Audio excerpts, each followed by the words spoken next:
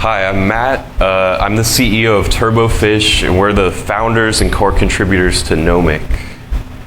So today I'm going to talk about building light clients into front ends, because this is something that I don't think anyone's really talking about right now. It's something I've cared about for a long time, and I kind of want to help enter it into the public consciousness. And I'll talk about why this is important, and the benefits you can get from this, how light clients would work in this context, and I'll show a quick demo and show how you could use this in your own applications, and then I'll talk about some future work that I hope to see. So, all these protocols that we've built, all built on Tendermint consensus. These networks that we've built are really beautiful because it's a truly decentralized peer-to-peer model where it's just nodes talking to other nodes. There's no central authorities, and that works really well. And clients will come along and they have data that they're interested in looking at. It might be their account balance or a price on Osmosis or something like that. All that data is contained within that peer-to-peer network, within all those nodes. But currently the status quo is for these clients and these applications to get their data through central APIs. So that might be like an SDK REST server or some sort of project-specific server. But there's a lot of bad properties to this because since these clients, it's kind of a Web 2 model. So these clients are getting data and just kind of dumbly trusting the API to send back the right data, and they're not checking anything for themselves. So it's very trust-based, and since there's trust, the obvious authority, the person who should be running this, ends up being the development teams. But I really think developers' roles in these protocols should be to just build code and release code, not be to maintain the network and run the infrastructure. And also, it comes with so many scaling challenges because if your protocol gets popular and there's millions of people trying to use it, now you have this extra job of scaling this server just like you're a Web 2 company, and I think that's really bad. I think developers really shouldn't have to run infrastructure, and they really don't have to. And I think in an ideal world, what it would look like is clients are just connecting directly to the peer-to-peer network to get this data, and this really is possible, and so it would be based on verification instead of trust. So if these clients, all the data they get, if they're just receiving proofs, which it's already coming from a blockchain network, so everything is provable, then the benefit is that the infrastructure can be run by anyone. It doesn't have to be from the team, really just anyone running a node. They just put it out there and they're providing capacity to the network. And just any application user can get data from anyone. They don't have to care who it is, and they're verifying it for themselves. And another cool property of this is inverse scaling. So if the protocol gets really popular, more and more people are running nodes, and then it just scales to meet the demand. So no one ever has to worry about like Web 2 style scaling. So the answer, how to make this possible, is just light clients. And so light clients have been around for a long time. We use them today in IBC. A chain is verifying another chain with a light client, but no one's really using it on like an actual user's device. And this is not a new idea at all. This is not an exotic idea. It was invented way back in the beginning in Satoshi's original white paper for Bitcoin in 2008. And this is my favorite section of the Bitcoin white paper, where he just explains how you can have a user verify the blocks and just follow the consensus of the block headers, and that's pretty cheap to do, and then just verify a Merkle proof to connect the data to those blocks. So really those are the two steps. It's actually very simple. You just follow the blocks and then verify data against them. And so in Tendermint, just a refresher of how light clients work in Tendermint, it's actually very simple. So at some point in time, about some validator set and some block header. You want to jump ahead into the future and verify. All you need is the updated validator set and block header and a commit, which is just signatures from the validators. As long as 2/3 of this original validator set that you knew about have signed this updated state, then you can just jump ahead. If it's changed more than that, you can bisect. Maybe you could go to height 1500 in between. But overall, it's really this simple, and that's very cheap to do. This isn't something that's going to like add a lot of load on clients. Like a user would never notice that this is happening in the background because it's just verifying a few signatures. And so part of the security model for proof of stake is as long as less time has passed than the unbonding period, then you can safely do this. So like only a few days have passed when we're making this update, then we know that these validators, since that's less time than the unbonding period, they're still staked on the network. So if they were trying to lie to us about this updated state, that would be a slashable offense. So we know that this is secured by proof of stake security. And so if it takes more time than the unbonding period, like if you haven't used this app in many months and you come back, there is a solution for that. I'll get back to that later. So we've built an implementation of this that's a library that can just be embedded into any web app that runs a light client in the browser. The heavy lifting is coming from Informal Systems, light client implementation in Rust.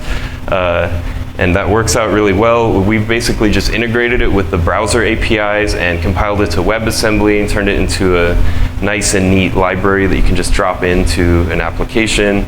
And yeah, there's no infrastructure that needs to be running for clients to work with this. It's just connecting to nodes, like the nodes that are already running, the full nodes of the network through Tendermint RPC, which supports WebSocket, which works really nicely for this. So I have a quick demo of just something really simple we whipped up with this where here.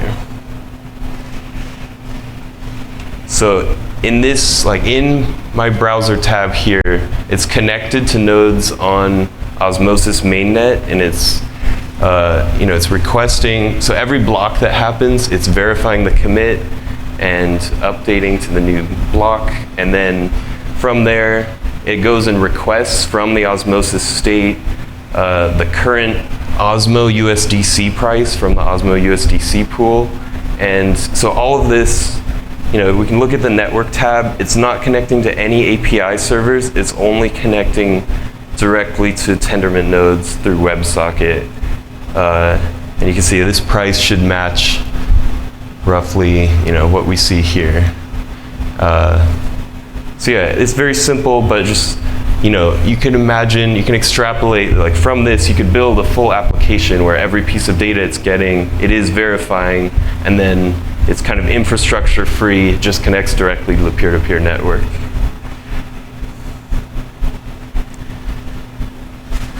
So just getting back to, I was talking about how if more time has passed than the unbonding period for you to sync forward, then you can't safely do that with proof of stake. We call that the long range attack, and that's just a fundamental proof of stake issue, but there's a solution for that. This is something I know Sunny has talked about a lot, which is, proof of stake is good at securing the recent past, and proof of work is really good at securing the distant past.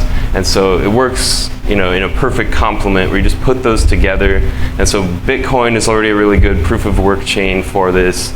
So by timestamping on Bitcoin, you can get the best of both worlds, and you can essentially bootstrap your light client by first having a light client of Bitcoin and syncing through the blocks there. And then catching up and then syncing through proof of stake.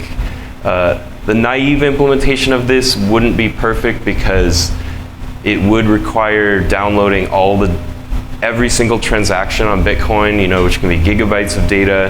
And so with Nomic, we actually have a solution to that where Nomic is already providing on Bitcoin a sequential chain of transactions with timestamping in it. And so we have a light client implementation that we call follow the money, because it's just following this chain of transfers of Bitcoin, and that reduces the cost by a lot. So that's another thing we'll be releasing along with our light client library.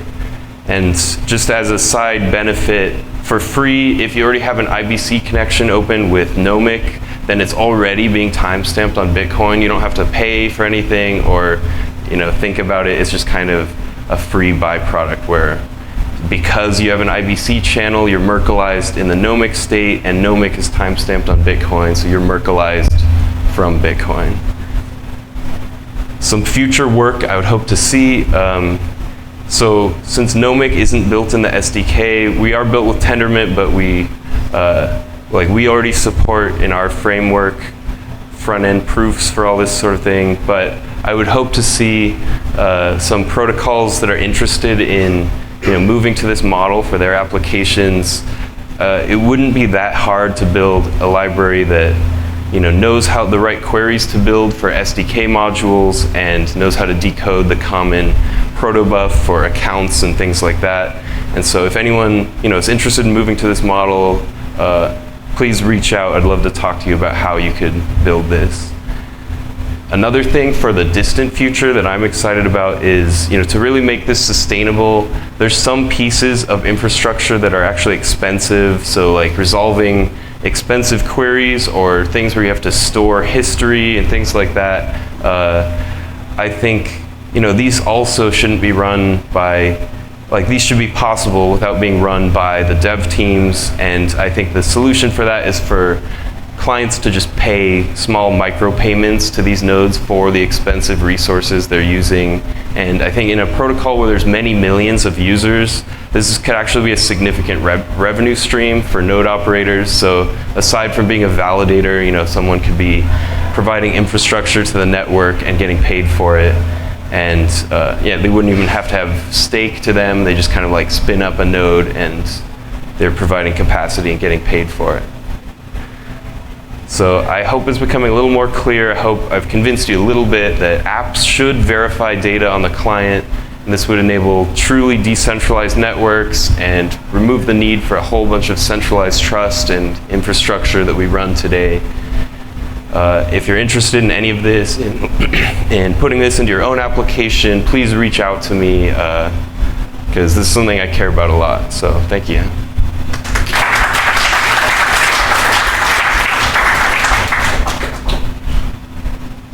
I'll start with a question, which is, this is great for doing stuff that is directly in the KV store, I guess.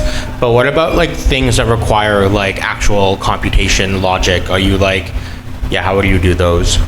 Yeah, that's basically what I was saying here with, I think anything that uses a lot of resources, it should just be paid, and it still shouldn't be required to be from this one authority. There shouldn't just be one person. I think pretty much any computation you're doing, there could be some kind of proof. That can be hard sometimes, but I think my answer for that would be a lot you can also just do on the client side instead. And then, really anything we're doing can be done in a peer-to-peer and decentralized way. So,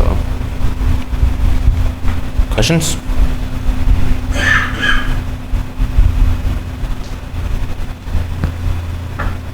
Okay. Thank you.